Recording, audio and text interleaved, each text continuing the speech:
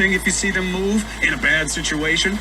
But this is just the beginning, and we are getting pummeled. And another thing that you notice quickly is that this ground is spongy. It cannot take water. It starts to pool and puddle minutes into any type of heavy downpour, and that is part of the ingredient structure that goes into a bad flooding situation. You don't have absorption to start with. All right, so that's where we are in Naples. We were just with Miguel Marquez in Port Charlotte, a little bit north. There it's still okay. Both places share a common fate. We are in the line of the storm for now.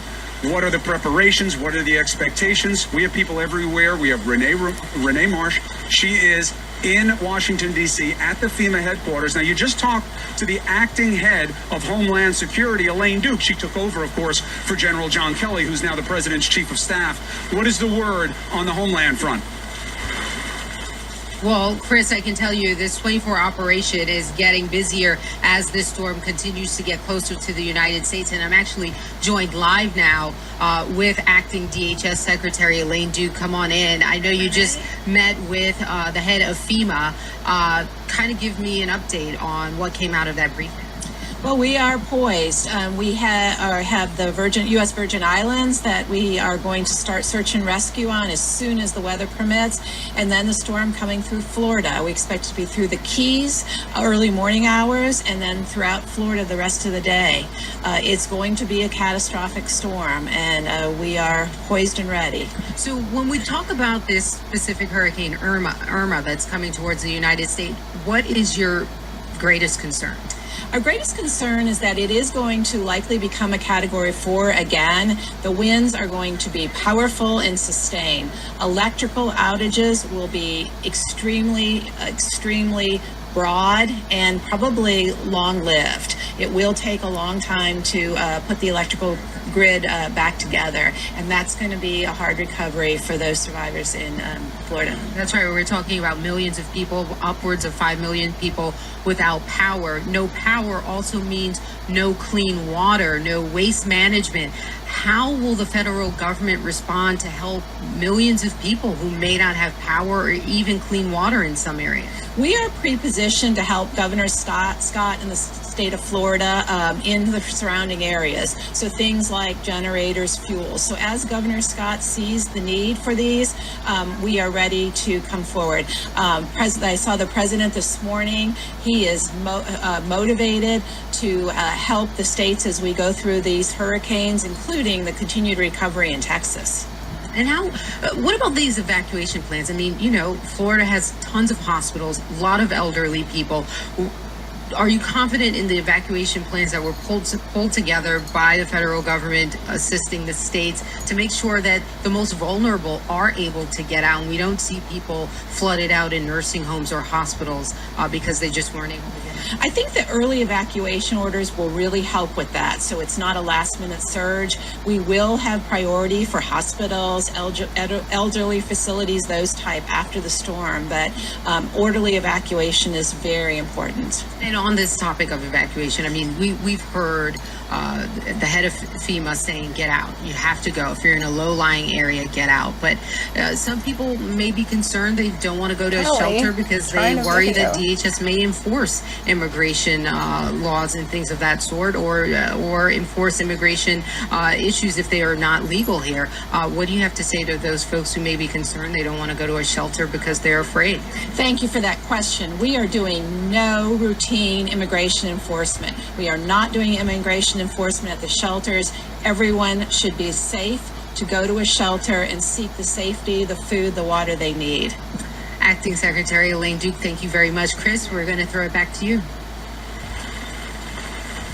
Storm move across various areas. The very light rain here in Fort Myers, whereas earlier you saw heavy rain in Miami, and certainly it looks like a lot of wind there in Fort Lauderdale. As I said before the break, this is a slow-moving storm, so 8 miles an hour or so. So even if it hits the Keys, starting with hurricane force winds tomorrow, early part of the day, it's not going to hit, according to the latest estimates, Tampa with hurricane force winds until Sunday night around this time, around 8 o'clock or so. I want to go to Tampa right now, talk to the mayor, Bob Buckhorn, who woke up today to a very different situation than what many in Tampa had hoped for and been praying for when they thought Miami and that this was going to be more of an eastern storm, and it didn't take this more western track earlier today. Mayor Buckhorn, I'm just wondering what your day has been like. I know a number of people had actually left Miami, had come to Tampa thinking that that was going to be a safer area for them. I talked to one person who was considering driving back to Miami or what they should do. How are things in shelters? What's the situation right now in Tampa? Well, Anderson, you're absolutely right. This is a day unlike any other, and I would imagine tomorrow and Monday are going to be unlike any other that we have ever experienced. We have not been hit by a hurricane in 90 years, so this, for us, even though we train for this every day, all year round, is going to be an experience unlike anything we've ever seen, particularly given the magnitude of this storm. Shelters are filling up. We still have some availability. What I am concerned about, though, is given sort of the rightward shift of the storm, is the impact is going to be more severe than we had ever anticipated 3, 4, 5 days ago. We were ready to come assist our friends in Miami. Now we're the ones that are in the eye of the storm, and we now have to execute our plan, Anderson. Yeah, I mean, the storm surge, the latest estimates I've seen for Tampa, and again, it might change, was 5 to 8 feet. Down in Naples, they were looking at 10 to 15 feet. 5 to 8 feet of storm surge, what is that going to do to Tampa? Well, it would hit us pretty hard. We are a low-lying city. We are right on the Hillsborough Bay. Our downtown is right on that water, as you well know. There are some residential areas around it, one of which is mine. I mean, my family has evacuated. If we get that kind of surge, you're going to have significant impact on some of the residential communities around Tampa Bay. Downtown Tampa will be affected, Harbor Island, Davis Island, all along Bayshore Boulevard that is world famous will be affected. The wind and the rain are going to be significant, but Anderson, what is compounding the problem is that the surge will occur at the same time that we have a high tide. So early Sunday morning, from probably 6 o'clock to about 12 o'clock, we will have a high tide as well. So that will increase the amount of water that is being pushed up on the land. Knock on wood, we're going to be okay, but there will be damages and there will be flooding. If people wake up tomorrow morning in Tampa or surrounding areas and decide, you know what, I'm not going to try to ride this out, are there still shelters? I mean, you said there is some room at shelters. Are there shelters that they can go to still tomorrow in the early part of the day? There are. That capacity is dwindling fairly rapidly as the storm gets closer. I would suggest to them and to anybody who's listening, who's in flood zone A, if there is sustained winds higher than 40 degrees or 40 miles per hour, Tampa Police Department and Tampa Fire Rescue cannot come and get you. We can't put those law enforcement and public safety personnel at risk in those conditions. So my suggestion to you is you still have probably 12 to 15 hours to make this decision. Get up in the morning and move. You don't have to go to Georgia. You don't have to evacuate to Tennessee. Just move to another flood zone. It may be a couple blocks away. It may be 2 miles away, but just get out of flood zone A and let us do our job. I can't imagine how tired you and your officers are working the kind of hours you have been working. As we see the wind already now in Miami picking up, those tropical force winds, what are the challenges? What do you want people to know? Well, Anderson, it's I hope that people don't take this lightly. The anxiety level was the highest I've ever seen it for any storm coming this way. Of course, we went through Andrew 25 years ago, and then with what we saw happen in Houston, as that storm built up and to the magnitude that it built up, 185 miles per hour, the anxiety level was, skyrocketing. Once it looked like it was shifting away from us and it became a smaller storm, or not smaller in size, but a weaker storm. I'm hoping that people still, they heed the warning and they take this serious. They stay inside because we will have Cat 1, Cat 2, from what I'm being told so far, unless this thing shifts again.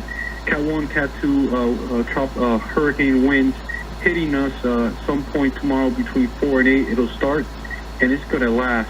it's going to be a long-lasting storm. We won't be out of it completely till Monday morning around 6 a.m. in the morning when the tropical storm winds subside. So it is going to be a long event for us, and our guys are going to be very tired. Our men and women in the police department are going to be they're out there already. They're sheltering up now because the winds are picked up, the gusts are picked up, and they're going to have to withstand the amount of hours. And we'll get back on our feet once it's over and go out there and make the assessment and help our community out. Because this storm did move west earlier in the day, I got the feeling in talking to people in Miami that some were kind of breathing something of a sigh of relief, thinking, oh, it's not going to be as bad as we had thought. Obviously, people in the west and here in Fort Myers and in Naples, in Tampa, had these. And yes, this storm is going to be an intense storm for the next 24 hours, probably hitting the Florida Keys early this morning and then all day into the night tomorrow. It's going to be a long and difficult day for the people of Florida, southern Florida, and points beyond. We're going to be following the storm not just tomorrow, but also in the days ahead as it moves into other states as well. Let's check in with Tom right now just for the latest of the tracking of it. Tom? Well, you were just talking, Anderson, about what it's going to look like when it gets to other states. So I thought I'd go right in to show the 21 models that make up the U.S. model, the GFS. Once it makes its way through southern Georgia and moving into northern Alabama, I want to let everybody make sure that they know this. If they don't know the country well enough, they're watching on the West Coast and never been to the Southeast. This area is pine country, hardy pine.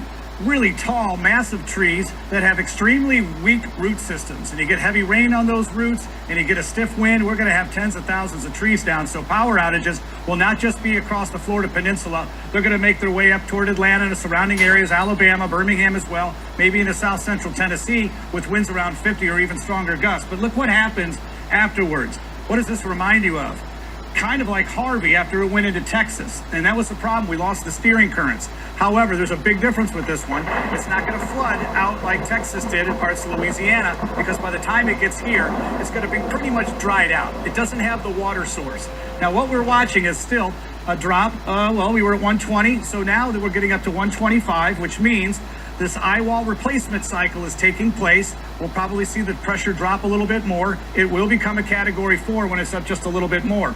But we're still looking at this westerly component, which has us a little concerned. I mean, there's no best scenario here. I mean, we're going to get smacked with this. But as long as it continues to head west and not north, it's going to be harder and harder to pinpoint where landfall will be. So again, we lean on the models. We look at the differences of hurricanes. Now, I want to remember, you've all seen this picture. Hurricane Andrew 25 years ago. Notice you could fit 2 Andrews inside Irma. This is what we call an annular hurricane. They're smaller, compact. The eye is tighter. The wind radius of damage that went across Homestead, Florida, wasn't that kind of damage 20, 30 miles out. When you look at the track, and take a look at this went down to a Category 5, but it was a year later when it first made landfall and devastated the southern portion of the Florida Peninsula. It went in the record books as a 4. It took almost a year of research and looking at the wind damage to actually put it in the record books as a 5. My point is this: there's not a big difference. I mean, a 4 is massive, a 5 as well. You're not going to be able to tell that much. I mean, you're just going to get hit. We're going to get hit. $26.5 billion worth of damage and 65 fatalities on that extreme southern portion, of course, of the Florida Peninsula. Not just in our company's history, but in the United States. First responders bracing for the worst-case scenario. This storm is Hurricane Andrew on steroids. The Marco Island Fire Department goes into lockdown when winds hit 45 miles per hour. If they call you during the middle of the hurricane for help, what happens? They're on their own. Good to know that a lot of people have been leaving and heeding the evacuation orders, and it's a ghost town here in Naples. There's not a single car on the road at one point this afternoon when we were coming down here to the pier. We know that there are certain places that are very susceptible to hurricanes, the Florida Keys being one of the chain of islands that extends down south of mainland Florida. Right now, Smith Shoals light, 74 mile per hour wind gusts, hurricane force wind gusts. In Key West, 67 mile per hour wind gusts already. And the hurricane is just under 100 miles away from Key West. Let's take you there right now because some people are riding it out, including Storm Tracker Mike Tice joining us on the phone tonight. Mike, last we talked to you, you talked about this fortified building that you'll be staying in. You still feel good about that? Tell our viewers at home where you're staying and what this building is constructed of. Well, we're actually staying at the La Concha Hotel, which was constructed in 1926. So this building has been through many hurricanes, probably not one this strong, but we feel very confident with the way it's built. There's a lot to it. We can get to a center room if we have to. We can get into a stairwell if it gets really bad. So I feel very confident with our location. But that leads me to one thing I want to fix on air when we were talking last segment about the Hemingway house. I've been asking around about it and about the caretaker staying there. And I had said, oh, it's one of those beautiful wooden homes in the Keys, like most of them are in Key West, but, you know, the older houses. But I was actually corrected. It has 18-inch limestone walls, and it's located on the highest point of the island. So that makes me feel a little better about that caretaker. But we are going to try to go over there and see if she's okay once we can safely do it after the storm. All right, good news there, Mike. Yeah, that's for sure. But, you know, we've been looking at these pictures of this, the waves already coming up there in the Keys, storm surge already becoming an issue. Have you noticed that? I mean, I know it could be difficult now that it's dark to get out there and experience any of the weather. What is the weather that you've noticed so far? Well, just up until it got dark, the storm surge was coming in very rapidly, very fast. We noticed docks breaking already. We noticed boats that were tied together, but they broke free from their anchors or whatever they were tied to, and they were literally just floating by and out to sea, which was a very scary sight because you don't know if someone maybe stayed on that boat to ride it out. There was a few people who were riding it out on their boats, Mike, which is extremely scary. Thought of what's going to happen to them possibly. But it's deteriorating very fast here, and it's going to be a long night and a long day. Yeah, if someone's riding this out on their boat, I fear that that may not turn out to be a wise choice. That's just putting it mildly. Mike, you know, we know there's this marker down there in Key West. It shows it as being the southernmost point in the continental United States. Waves have already been crashing over that, and a lot of people go down there and take their pictures, right? Because it's a cool thing to do. We've actually seen some video of people being hit by the water and knocked off their feet. Maybe that just shows you how bad the water already is right now.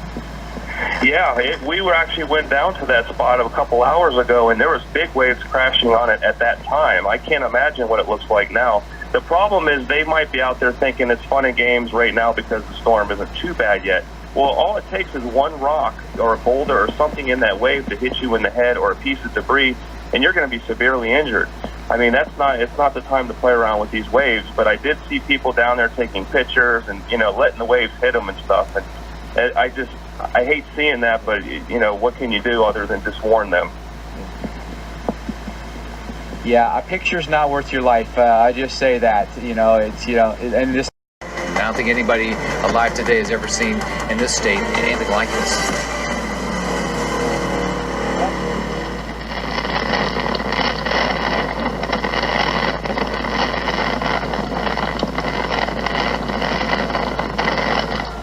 And look at that and listen to that. The wind's now picking up in Key West, gusts to 67 miles an hour, and the waves now becoming an issue as storm surge is now pushing its way into the Keys, and some of the islands will be inundated with storm surge as Hurricane Irma, a Category 3, roars in. Good evening, everyone. Thanks for staying with us for the Weather Channel's live coverage of Hurricane Irma. I'm meteorologist Mike Bedison coming to you live from Naples, Florida tonight, which will be next in line after the Keys take a beating and potentially a strengthening hurricane as it lashes the west coast come Sunday. Already some impressive images and some scary images coming in.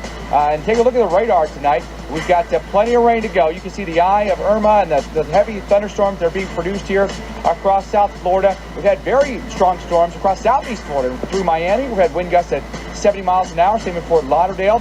And we had wind gusts around 35 miles an hour here in Naples as the storm bands now basically pushing northeast to southwest. The winds haven't been terrible yet, but they'll increase as we go through the night, and tomorrow the big show as wind gusts will easily go more than 100 miles per hour. But speaking of the Keys, by the way, which are getting hit right now, I mean, I'm going to show you some video here of all the reasons you should not be out there thinking you're going to get this great shot of a crashing wave. Or I mean, There's a photographer out there, and next thing you know, you're at the southernmost point, you're going to get this iconic shot, and you get knocked right off your feet.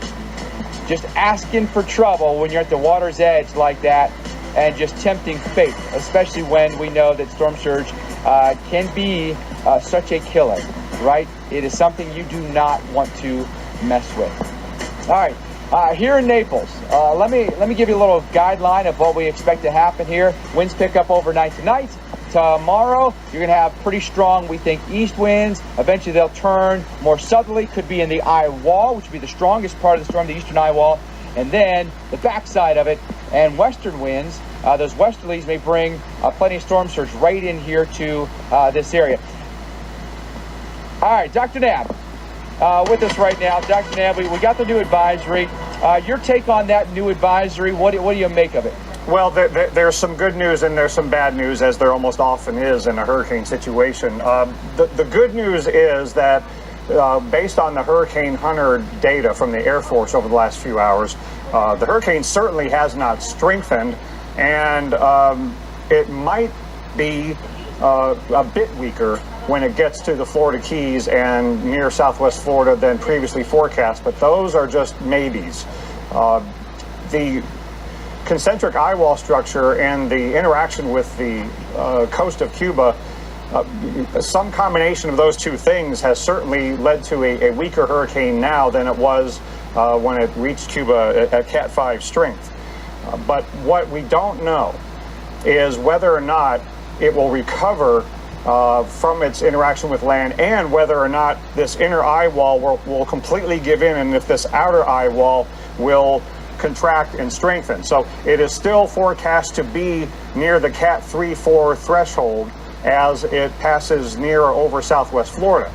But so that means it could easily be Cat 4, or it could be Cat 3. But either way, the bad news side of this is it's still a large hurricane, and the forecast of catastrophic, life-threatening storm surge in Southwest Florida hasn't changed, Mike. So, you know, we're trying to look for silver linings here, but it doesn't mean that the outcome is going to be that different.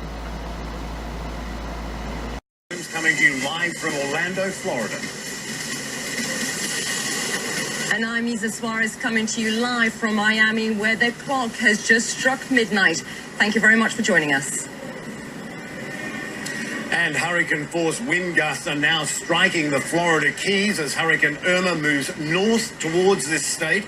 The storm a Category 3 at the moment, but it is expected to regain strength as it crosses open water, which is very warm water, between Cuba and Florida. That warm water will feed a storm like this. It's past. Many people from Naples up to Tampa are now seeking shelter from the storm surge that is expected to follow and could be disastrous, especially for a city like Tampa. And fleets of utility trucks have been mobilized to deal with power outages, which now affect almost 200,000 customers. All right, let's get right to CNN meteorologist Karen McGinnis. Karen, tell us about where Irma is now, where it's headed. I know that its latest track is extremely worrying to Tampa, Naples, and places like that along that west coast. It is, for a variety of reasons. We have talked about that upper right quadrant that is so crucial. That is an area that is going to pull that water in off of the open waters. It's also an area that's very dynamic, meaning they could see the potential for tornadoes. And in fact, we've had numerous reports of funnel clouds, tornadoes that have been reported.